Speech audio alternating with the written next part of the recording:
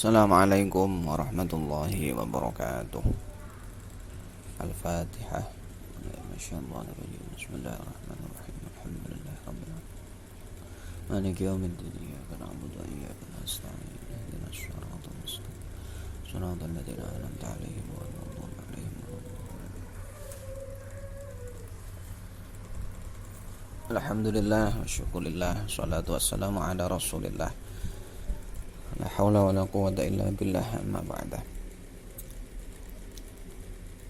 Hadirin para pendengar ngaji online, ngaji pendidikan Islam. Alhamdulillah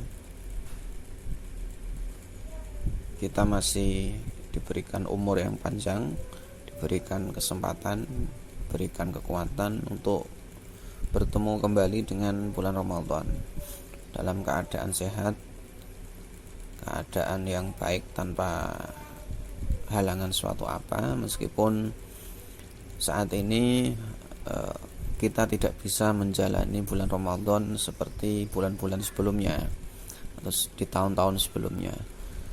Untuk Ramadan ini karena keadaan yang tidak kunjung membaik ini, sementara waktu Ramadan kita laksanakan dengan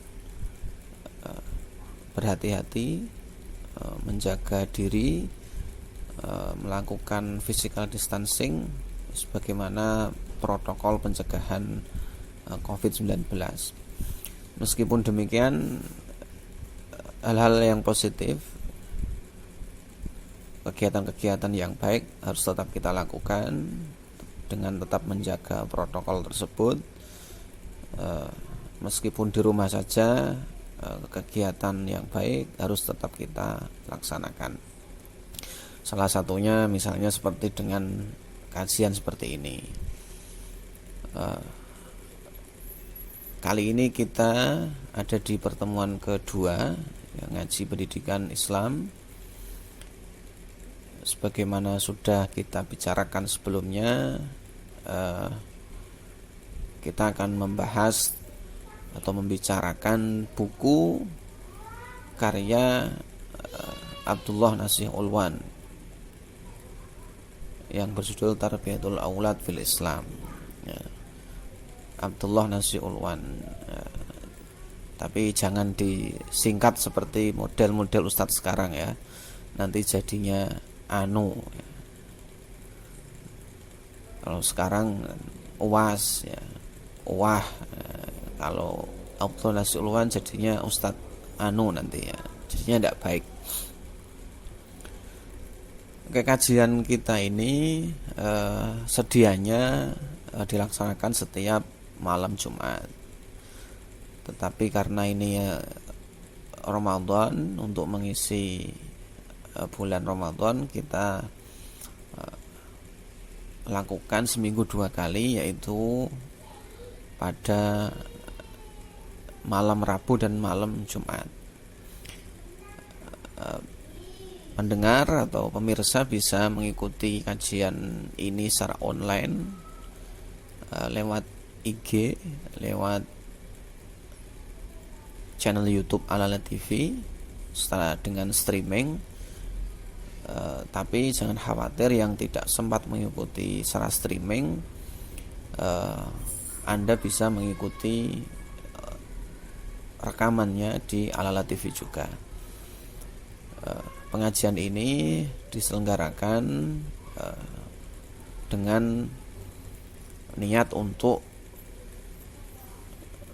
memberikan pemahaman tentang pendidikan Islam kepada teman-teman mahasiswa, anak-anak kami di kampus, sebagai suplemen, tambahan bagi mereka dalam mempelajari ilmu pendidikan di kampus.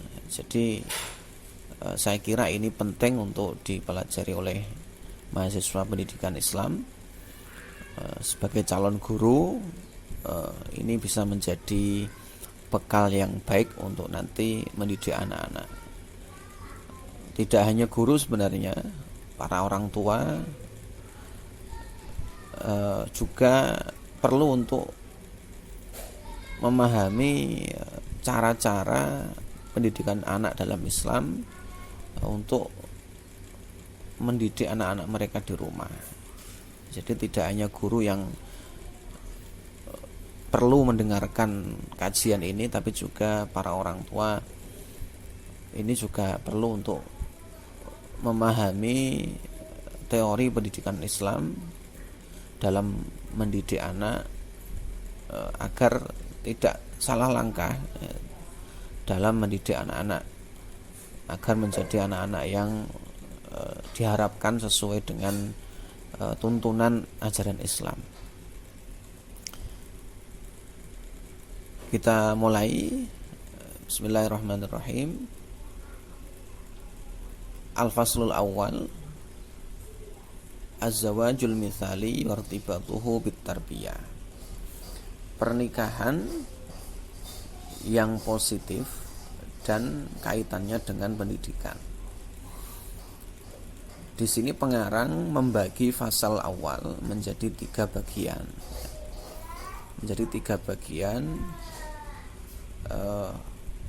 Untuk memahamkan kepada kita bagaimana hubungan pernikahan dengan pendidikan Islam itu bagaimana, maka pengarang membagi pasal yang pertama ini menjadi 3 bagian. Nah, hari ini kita membicarakan bagian yang pertama dari pasal awal, yaitu az-zawaju fitratun insaniyah. Pernikahan sebagai fitrah kemanusiaan. Minal umuri al-badihiyati fi mabadi syariat al-islamiyah. Termasuk perkara-perkara yang maklum dalam dasar-dasar syariat Islam, anna syari'ata harabat ar-rahbaniyah, bahwa sesungguhnya syariat Islam menentang harabat, menentang, memerangi ar-rahbaniyah, konsep rahbaniyah.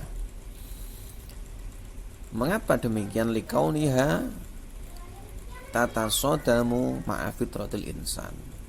Karena konsep rahbaniyah itu bertentangan atau bertabrakan dengan fitrah kemanusiaan. Wa tata'aradu ma'a muyulihi, dan bertentangan dengan kecenderungan manusia.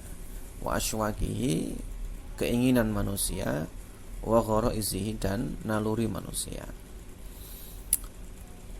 Islam ini termasuk hal-hal dasar dalam Islam, bahwa Islam melarang umatnya untuk mengambil sikap hidup rahbaniyah. Rahbaniyah itu apa? Nah, rahbaniyah itu maksudnya adalah kerahiban, sikap kerahiban. Nah, kalau dalam kitab As-Siyar Al-Kabir karya Asy-Syaibani itu disinggung ar-rahbaniyah huwa at-tafarruhu lil ibadah wa tarkul ishtighal bi amalid dunya. Jadi ar-rahbaniyah itu memusatkan atau memfokuskan diri untuk beribadah. Watarkul istigholi bi amalid dunya, meninggalkan kesibukan dengan aktivitas dunia. Nah, kalau sekarang bahasa simpelnya itu menjadi rohib gitu. Jadi Islam itu tidak mengajarkan kepada umatnya untuk menjadi seorang rohib yang hanya melakukan aktivitas-aktivitas ibadah saja dan meninggalkan kesibukan yang berbau dunia. Nah, rohbaniyah ini kalau kita lihat secara historis itu memang ada di ajaran-ajaran agama yang lalu ya. Misalnya Kristen juga punya ajaran kependetaan ya. Ya, ada beberapa pendeta Kristen itu yang memang atau biarawati itu ya, yang tidak menikah, tidak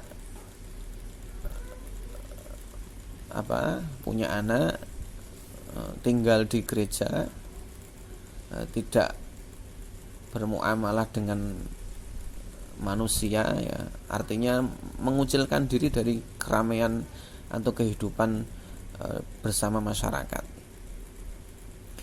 lebih memilih hidup di gereja, kemudian fokus mendekatkan diri kepada Allah.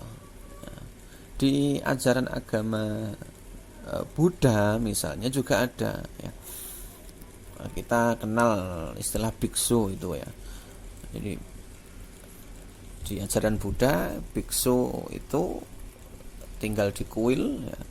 Kemudian tidak menikah, tidak makan makanan yang enak-enak, tidak makan daging, tidak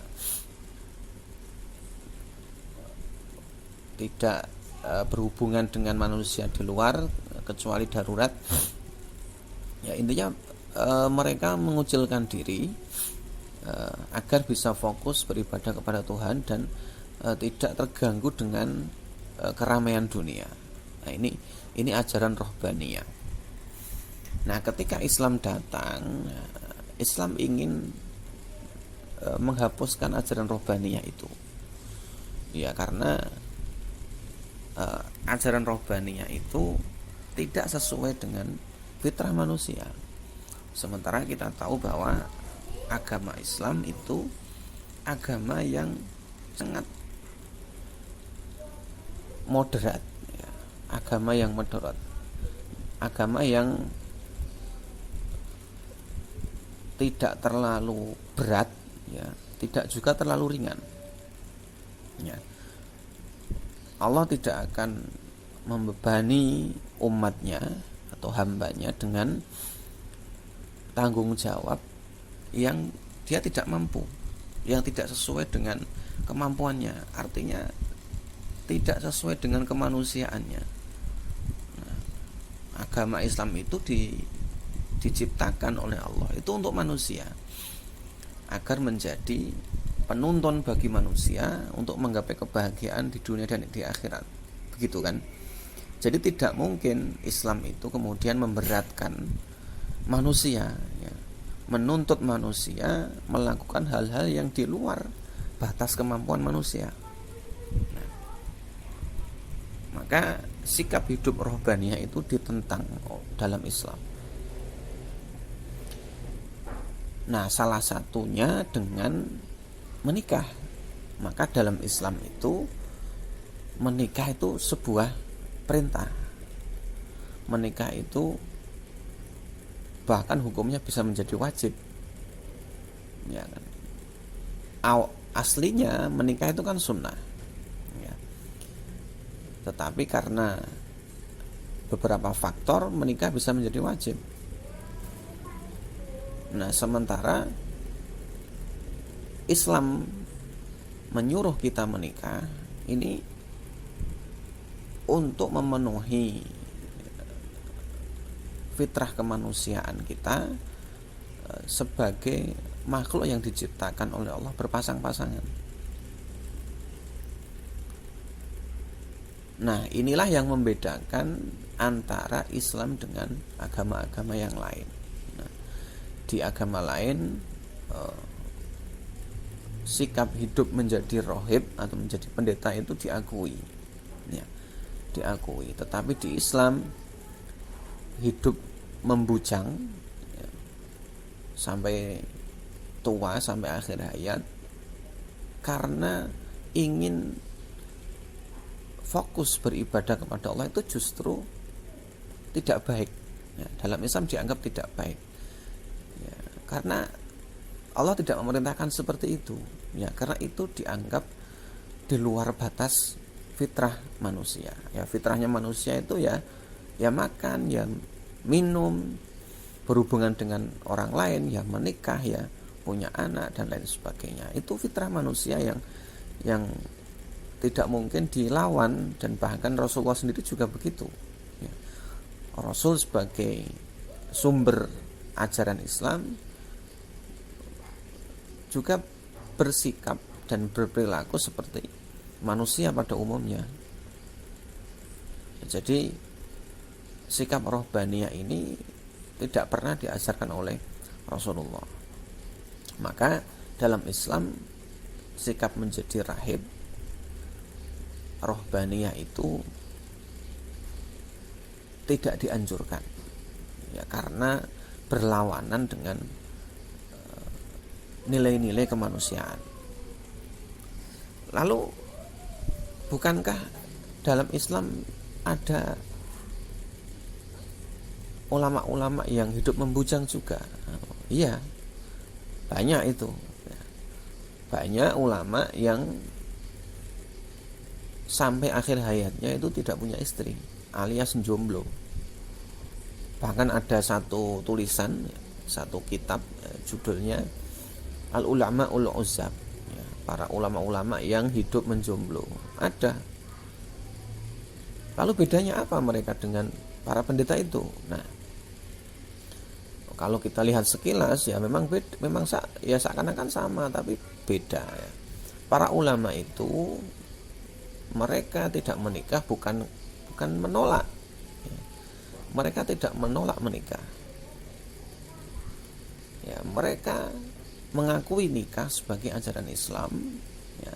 Mereka juga tidak kemudian menolak menikah, tetapi mereka memang tidak mencintai wanita.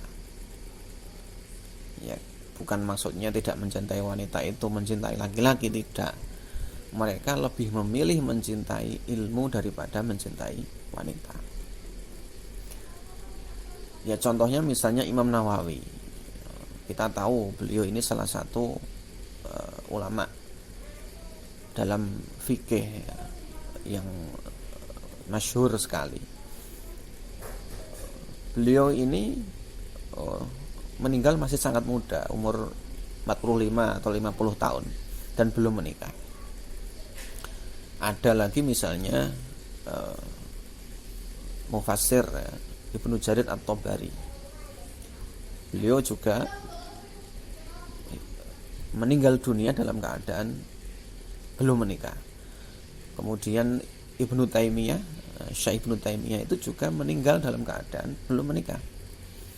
Tetapi ulama-ulama ini tidak menikah bukan karena menolak menikah untuk semata-mata mendekatkan diri kepada Allah. Tidak. Mereka ini tidak menikah karena memang tidak ada keinginan untuk menikah, karena hati mereka sudah jatuh cinta dengan ilmu, sehingga tidak ada cinta untuk wanita. Nah, jadi bukan karena mereka itu tidak mau menikah karena ingin menjadi pendeta, ingin menjadi rohib, ingin fokus semata-mata untuk ibadah, tidak begitu. Ya, dan itu banyak sekali kasus-kasus begitu. Ya, cerita-cerita ulama yang menceraikan istrinya karena tidak bisa diajak memperjuangkan keilmuan. Ya. Pisah dengan istrinya karena berbeda prinsip. Ya. Istrinya ingin kehidupan mewah, sementara sang ulama ini lebih memilih menyebarkan ilmu, ya, fokus pada keilmuan mereka. Banyak cerita-cerita seperti itu. Artinya ketika seseorang sudah tidak lagi mencintai wanita, ya karena ingin perasaannya ini sudah menyatu dengan ilmu, ya.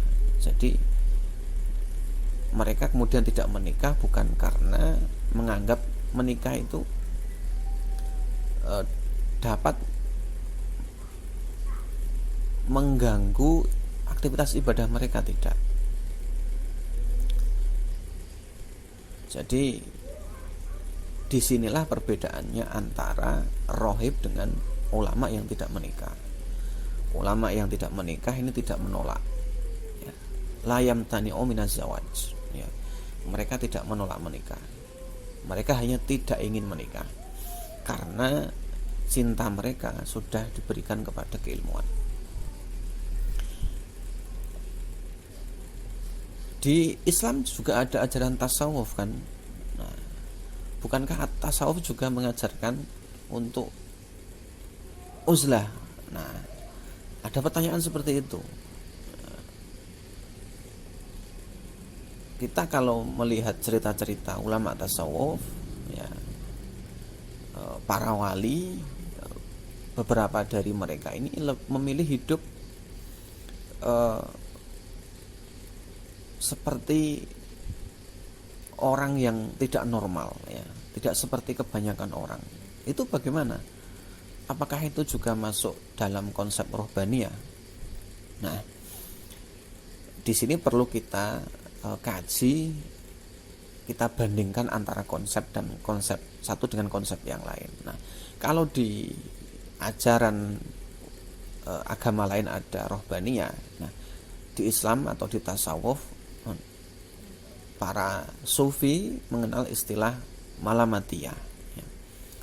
Malamatiyah itu konsep yang dilakukan atau perilaku yang dilakukan oleh para ulama tasawuf untuk menutupi kesalehannya, menutupi kewaliannya dengan cara mencela atau menghinakan diri sendiri. Itu malamatiyah. Dari kata malamah itu artinya celaan. Jadi beberapa sufi ini memilih hidup tidak normal, ya, menjadi gelandangan, ya, tampil seperti orang gila, makan dari makanan sisa, ya, kadang seperti orang tidak waras, ya. Ini bukan rohbaniyah, ini konsep malamatiyah, ya.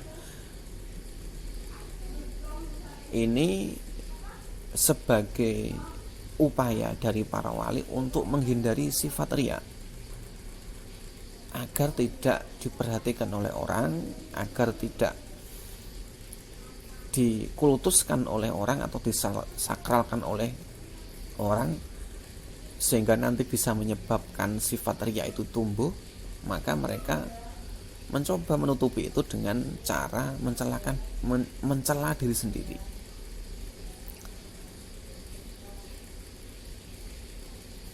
Jadi bukan berarti para wali itu, para sufi itu kemudian menolak menikah, ya, menolak makan enak, mengucilkan diri di hutan, tidak. Mereka hanya bersikap seakan-akan seperti orang tidak waras, ya, seperti orang miskin, seperti gembel, gelandangan. Ini untuk menyembunyikan, ya, kesalehan mereka. Ya, karena kalau kesalehan mereka diketahui oleh orang lain, ya, kewaliannya diketahui oleh orang lain, ini yang pertama bisa berpotensi menimbulkan sifat riya, dan yang kedua, kalau tahu bahwa itu wali, orang-orang nanti pasti akan mengkultuskan dia. Nah, maka mereka mengambil jalan menutupi itu dengan cara tampil seperti bukan orang normal. Itu malamatiyah. Ada lagi konsep namanya khumul. Khumul ini hampir sama dengan malamatiyah. Khumul itu juga kurang lebih sama, menutupi ibadah, ya, menutupi kesalehan, kepintaran, kealiman, dengan bertindak sebaliknya. Ya. Jadi kalau ada seorang wali atau seorang kiai yang tampilannya seperti wong desa, ya, biasa saja, pakai pakaian biasa, tidak pernah pakai jubah, tidak pernah pakai baju putih gamis, pakai batik, pakai celana pendek misalnya, ya bisa jadi dia sedang khumul. Jangan kemudian dikritisi bahwa kiai kok ngono gitu. Jangan begitu. Bisa jadi dia sedang menyembunyikan kepintarannya agar orang lain tidak tahu, menyembunyikan kesalehannya agar orang lain tidak tahu. Bahkan kadang bersikap kontroversial, ya. Seperti orang bodoh untuk menyembunyikan kepintarannya, atau kadang menertawakan diri sendiri, ya, melecehkan diri sendiri. Ini supaya orang lain menganggap dia itu orang tidak begitu pintar, sehingga dia tidak akan tenggelam dalam kemasyhuran, kepopuleran, ya. Tidak akan tenggelam dalam riya, ujub atau sum'ah.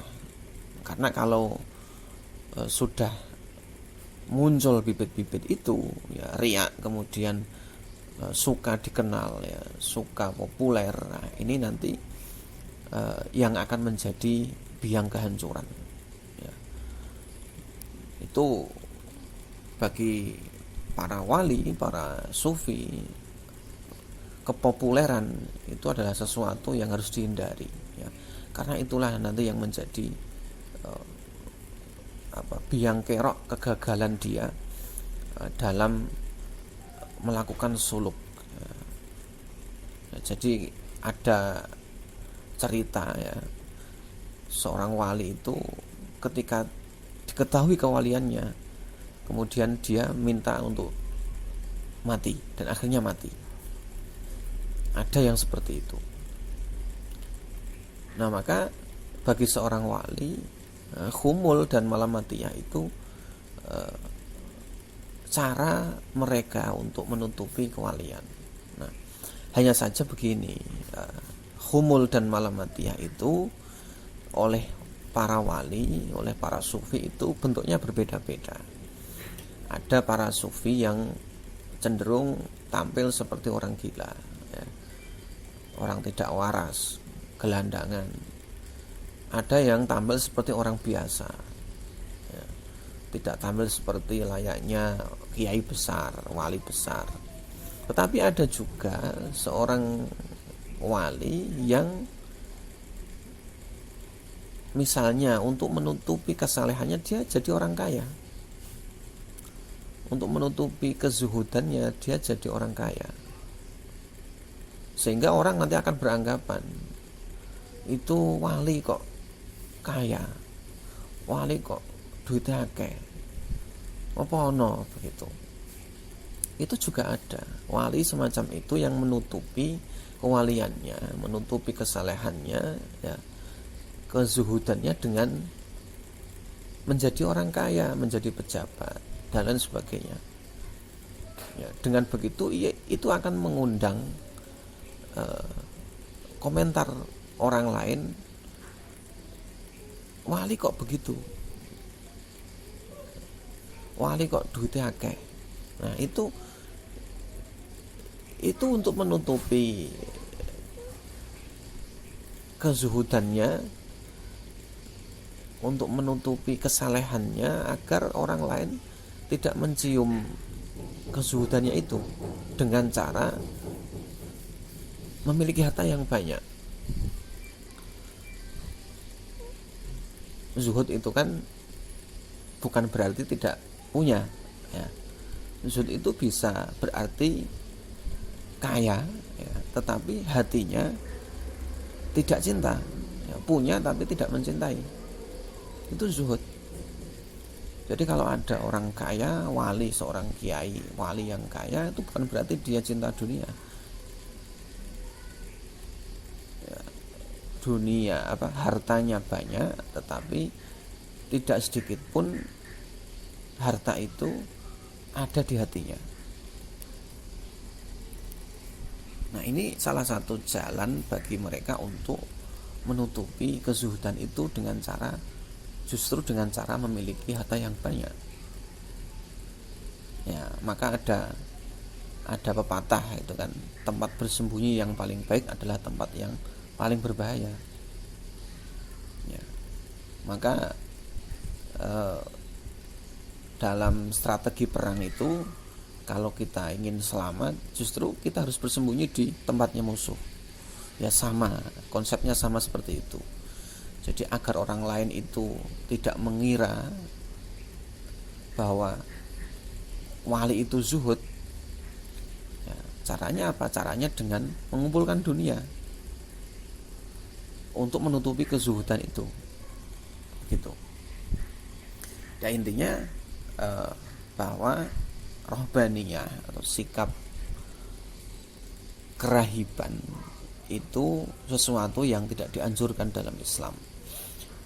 Tidak diajarkan bagi umat Islam untuk mengucilkan diri dari masyarakat, hidup di hutan sendirian, ya, makan seadanya dari alam, untuk fokus beribadah kepada Allah, itu tidak ada ajarannya dalam Islam. Faqad rawa al-Baihaqi fi hadis Sa'd bin Abi Waqqas radhiyallahu anhu. Imam al-Baihaqi meriwayatkan sebuah hadis dari sahabat Sa'd bin Abi Waqqas radhiyallahu anhu. Innallaha abdalana birahbaniyati al-hanifiyah as-samha. Sesungguhnya Allah telah menggantikan bagi kita sikap rohbaniyah itu dengan al-hanifiyah as-samha.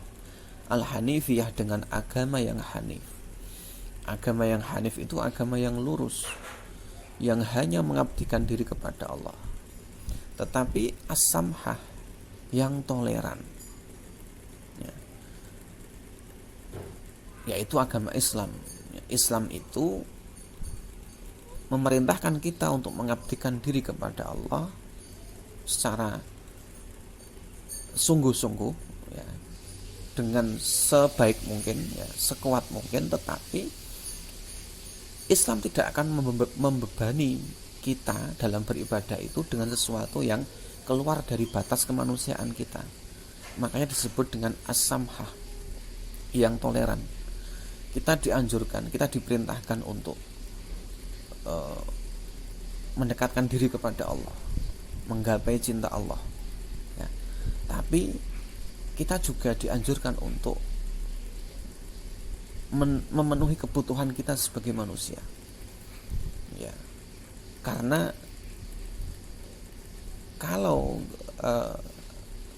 kita hanya beribadah kepada Allah saja tanpa memenuhi kebutuhan kita sebagai manusia, maka Islam menjadi agama yang berat. Islam tidak ada bedanya dengan agama-agama yang terdahulu, yang memberatkan umatnya dengan perintah-perintah yang keluar dari nilai-nilai kemanusiaan.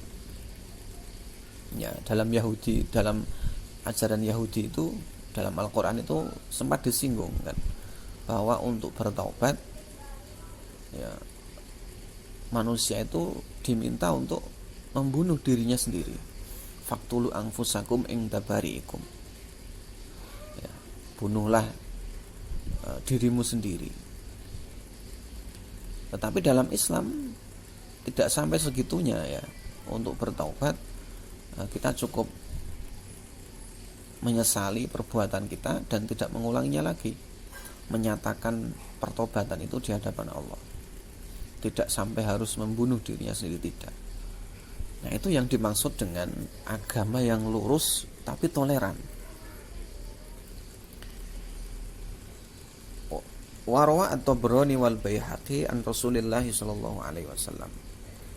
At-Tabrani meriwayatkan dan Imam Al-Baihaqi meriwayatkan dari Rasulullah, mangkana musiran li ayyankiha, barang siapa musiron mudah ya, aiqadiron mampu,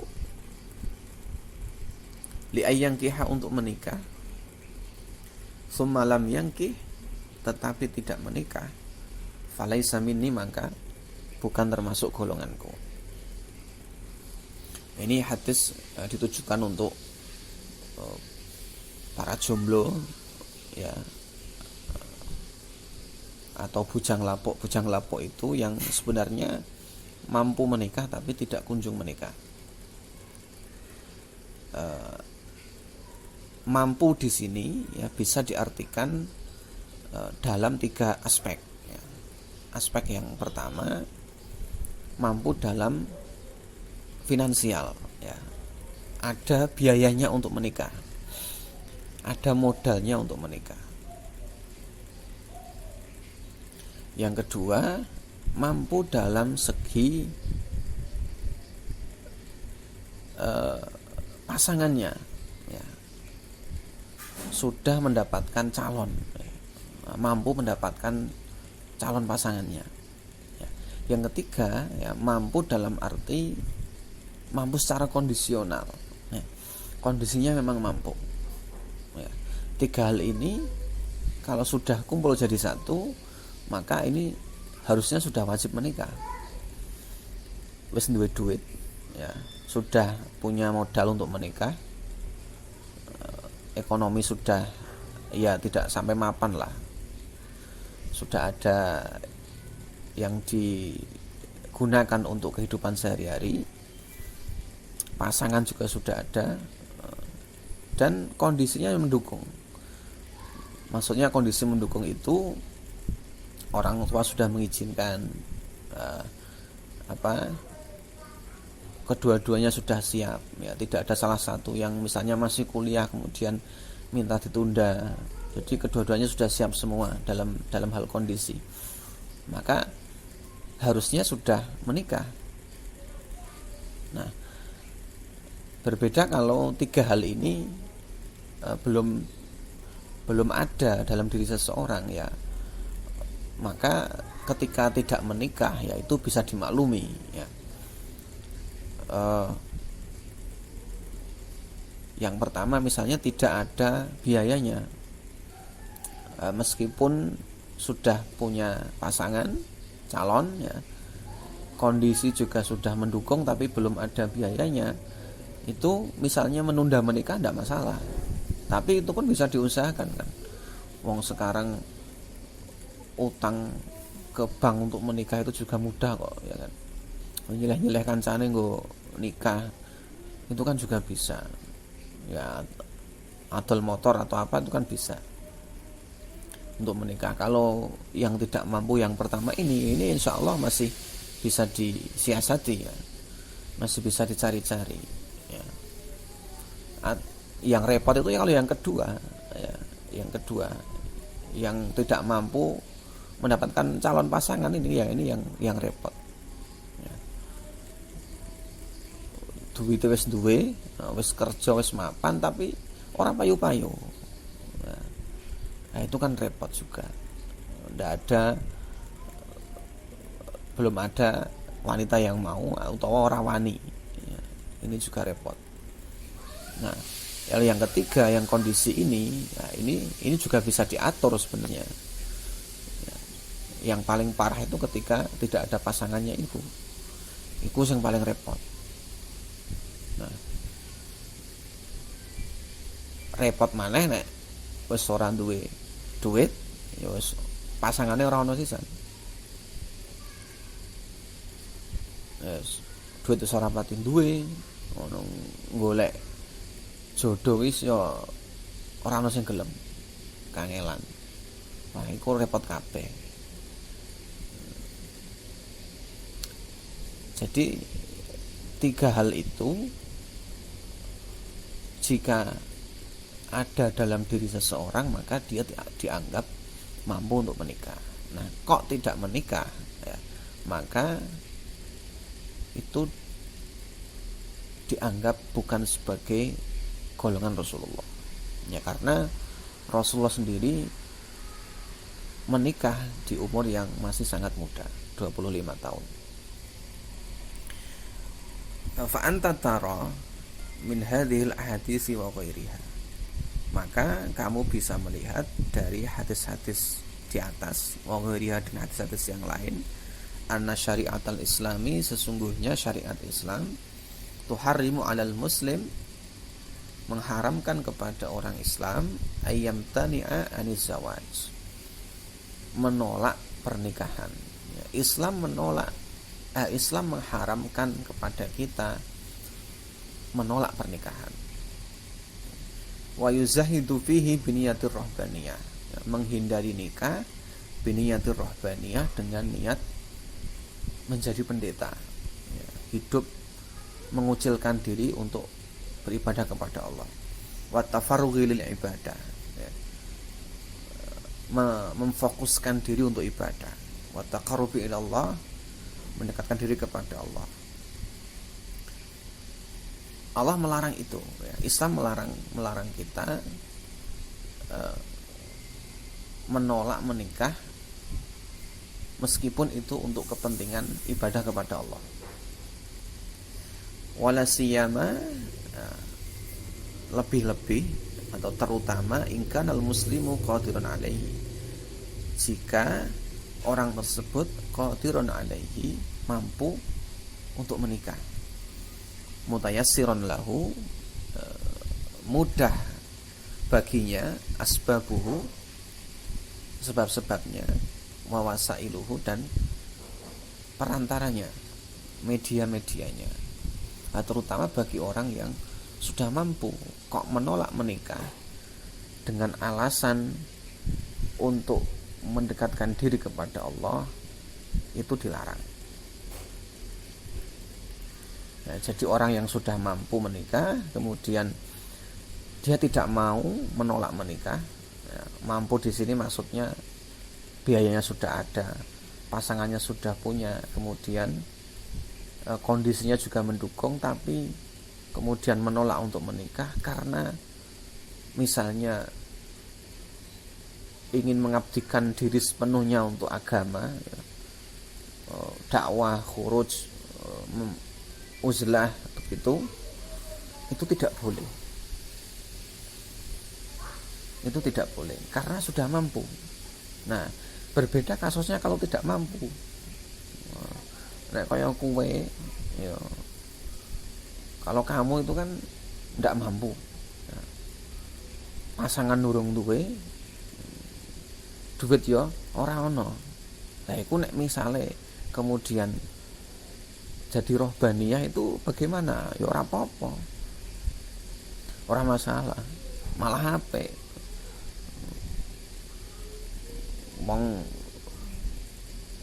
Wong wedok ya urung ana sing gelem, duit ya ora pati duwe. Ya daripada mikir depresi, mikir golek pasangan ora entuk-entuk, duit ya ora tahu duwe simpenan, ya ndak apa-apa kalau misalnya sekali-kali lah kamu mencoba untuk hidup sendirian di masjid gitu, menjadi merebot, mengabdikan diri untuk masjid gitu, ndak masalah. Mau anjen orang duwe kok, sing repot iku nek wis mampu ora menikah, wah iku repot. Nek kaya kowe ngono iku ora pati duwe duit, ya urung payu, wah itu kalau misalkan mengabdikan diri untuk agama itu total, itu tidak masalah. Nah, itu justru menjadi obat bagi kalian supaya orang depresi, orang mikir piye carane ben iso nikah ngono kok ora, ya disambi karo golek pasangan nek menawa sing gelem. Nah, itu sebenarnya solusi malah. Maka kan Rasulullah itu kan memberikan resep, ya, bagi pemuda-pemuda yang sudah ingin menikah tapi tidak punya biaya itu kan puasa kan, untuk puasa kan ya, kurang lebih seperti itu. Kamu yang orang pati duit ya orang payu-payu, orang tok pacar ngono iku, daripada mikir sing aneh-aneh, sing neko-neko, depresi, malah karuan mengabdikan diri di jalan agama saja. Melu khuruj apa melu dakwah apa poso dalail ini ora masalah, malah apik iku.